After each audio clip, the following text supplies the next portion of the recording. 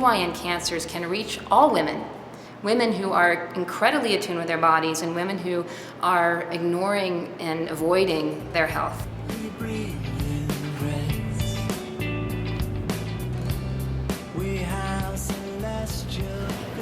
I wish I knew about these symptoms 10 months ago, 12 months ago, a year ago. I really did. I really do wish that I knew this and had this information. If I knew this, I might not be sitting.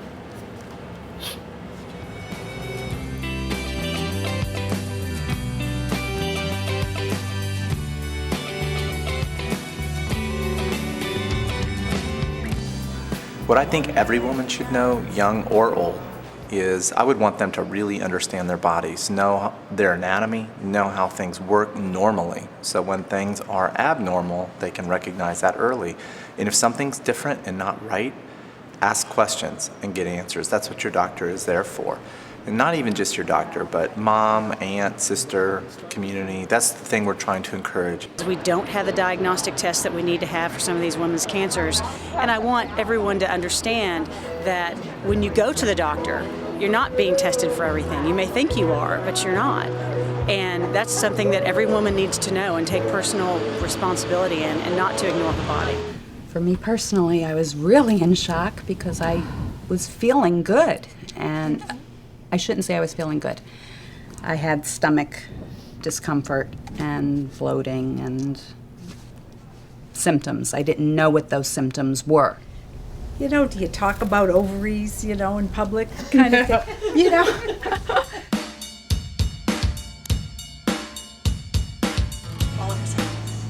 Oh, okay. For ovarian cancer, the problem is that the symptoms of ovarian cancer are the same as symptoms of a lot of other things that we see that are much less serious. So what occurs is that women will go to their doctor with some of these symptoms, and the majority of the time their doctor initially tells them it probably is associated with something much less serious.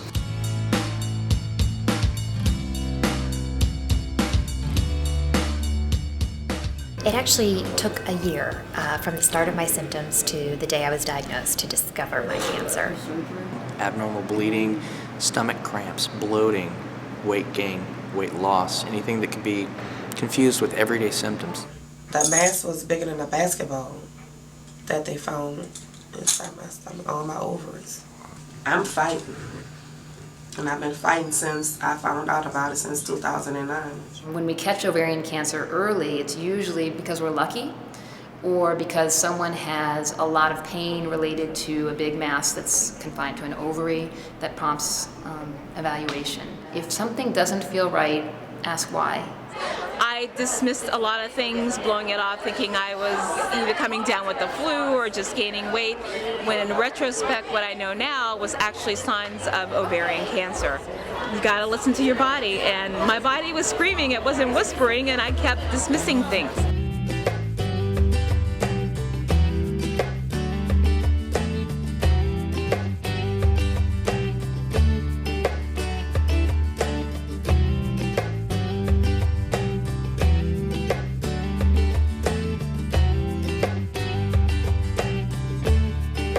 So every woman should try as hard as she can. Find out if anyone in her family has had not only ovarian cancer, but breast cancer also.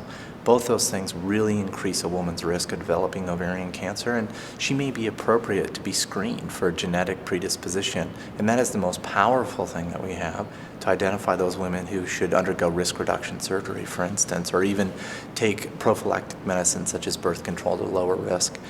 Patients that have been on the birth control pill for approximately 2 years can decrease their risk of developing ovarian cancer by up to 50% in the future. Women who have the breast cancer gene, BRCA1 or BRCA2, are not only at risk for breast cancer, but it increases their lifetime risk to between 20 and 35% of developing ovarian cancer. So these women really do need counseling. They may have choices that they can make to reduce that risk significantly. And seeing a specialist like a GYN oncologist to have that conversation is very important. Every woman needs to know that it doesn't affect just old women. It affects young women. 34 when I was diagnosed, no idea, just going through life, trying to live it and do things, and all of a sudden it hits you. And what kind of cancer? Ovarian, stage 3C. And it affects more women than you know, and I think more women need to talk about it. The best thing is to see a GYN oncologist and get them to do your surgery and do your treatment, because they're the best. What I urge women to know, younger women, all women, is basically to trust your body, listen to your body, and when something feels like it's different or not right, then don't be ashamed or afraid to go and find out what's going on and ask somebody to evaluate you. Don't assume that something is normal that is a change from your baseline. I think that women should know they should be proactive about their health, have their checkups with their breast, pelvic, and pap exams. And if they have any unusual symptoms, they should ask their doctors for an ultrasound. And if they have a family history, they should ask for genetic testing. Es uno que debe de pedir. Es uno lo que uno debe de controlarse, de decir, doctor, ¿qué es lo que me está pasando? Doctor, quisiera saber cómo están mis ovarios. Por favor, hágame una orden de un sonograma, una colonoscopía más extensa o un casting. Hay que darse el tiempo para ir al médico. The symptoms of cervical cancer are abnormal bleeding, typically during intercourse, abnormal pap smears.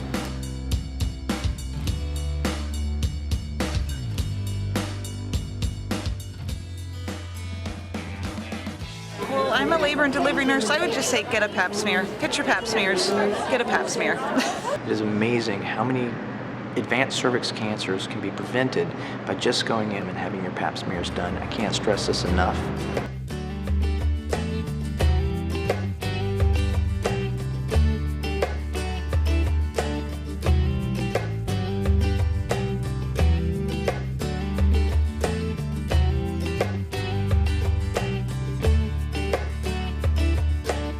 Tengo 24 años y esta fue la primera vez que fui a hacerme un pap smear porque una amiga me dijo que debería ir a hacérmelo porque es un examen muy importante.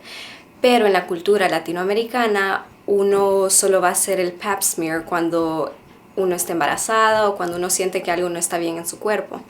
Pero me siento muy feliz de que fui a hacerme el pap smear y yo quiero que toda mujer joven sepa de que ellas deben de ir a hacerse el pap smear. It's estimated in the United States that half of women who get cervical cancer in the United States have never had a pap smear in their entire life, and another 20% haven't had a pap smear in the last 5 years or within screening guidelines. Yo le dije para el año siguiente, y el año siguiente ya marcó una gran diferencia, un sufrir extra que me gané por decir, me lo hago el año siguiente. Young women, particularly women in their teens, need to think strongly about the use of the HPV vaccine, which has the potential to eventually eliminate cervical cancer in the United States. In contrast, older women, for the most part, need to be simply more aware of their bodies. They need to be concerned with changes in the way they perceive their body, changes in things like appetite and bowel movements, or bleeding. Irregular bleeding from the vagina is probably the single most common symptom associated with the cancers that we deal with. We know that most cervical cancers are associated with the human papillomavirus infection. So if we can prevent that infection by vaccinating patients early, then we are able to help prevent the development, hopefully, of a potential cancer in the future.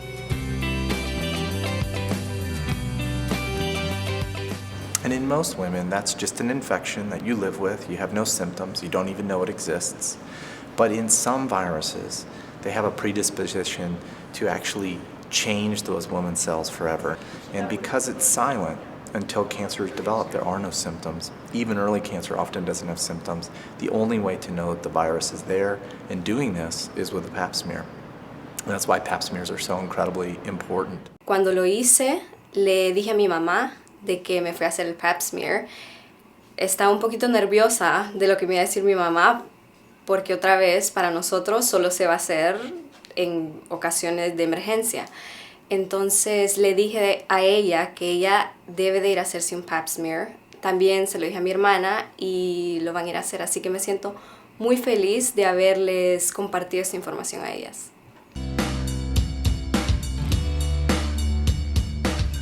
I think what I would like every woman to know about endometrial cancers is that it's actually one of the most common women's cancers that we know in the female genital tract. However, it's also one of the most curable. I'm a uterine cancer survivor of 17 years.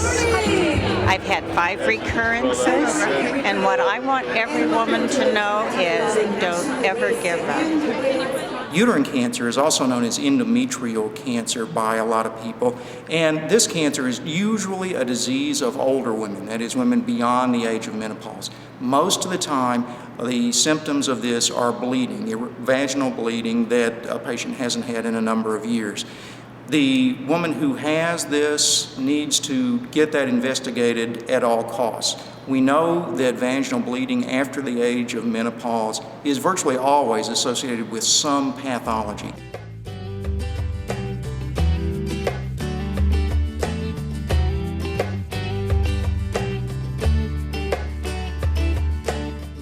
If you have bleeding, you know, I had some afterwards, spotting bleeding. I had some discharges that were clear and burnt orange color and several a day. And then I had some mild pain down in my right side and lower pelvic area.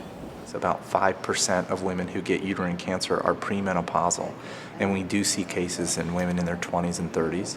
Some of them are associated with rare genetic risks, but those are pretty uncommon.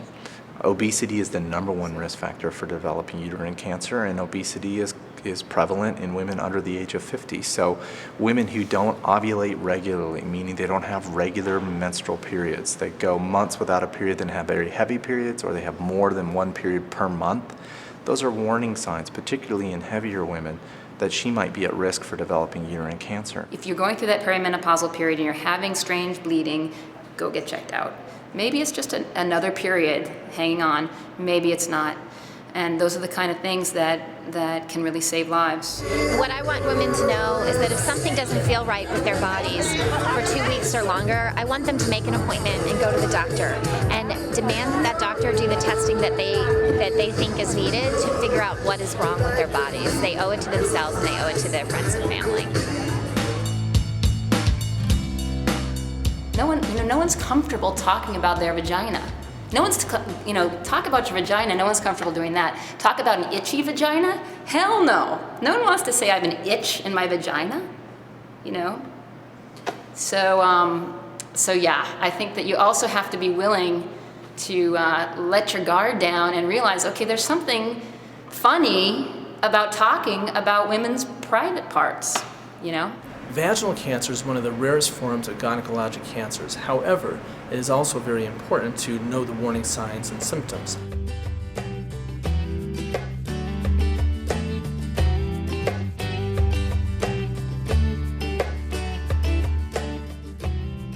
A simple visit to a physician with a pap smear at that visit, or at least a physical examination to inspect the area, may be enough to detect a lesion that can be then biopsied and then lead to the correct treatment. So it's very important to get it checked out if you have irregular bleeding, pain in the vaginal area, bleeding after intercourse, all potential signs or symptoms of vaginal cancer.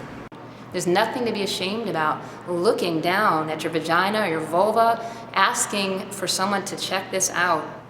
Vulvar cancer is an unusual one because it is typically a disease of very elderly women, typically women in their 70s or 80s. And it's a disease that has relatively few symptoms, or that the symptoms that they have are typically ignored. Older women typically are embarrassed a bit to talk about symptoms of the genital tract. In terms of vulvar cancer, that little itch could be telling you something. It often presents with itching. If you have a persistent itch in your vagina or in your vulva, it's not a yeast infection and it's not going away, you need to go for evaluation to see if there's anything there that could be a precancer or a cancer. You notice a mole, you can get melanomas and abnormal growths on your vagina and your vulva. You notice something that's new, a new change, it's worth getting evaluated for that.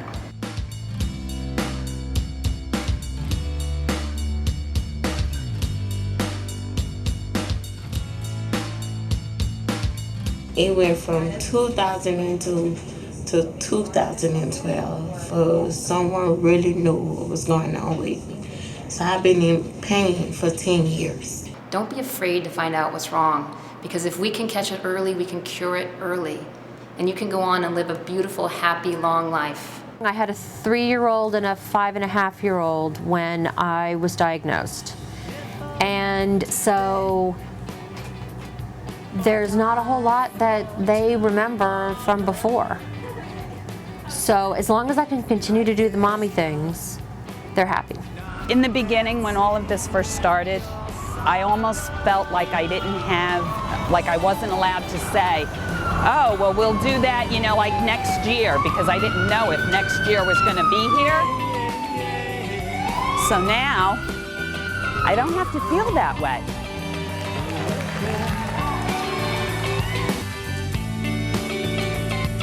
Yeah, yeah, yeah.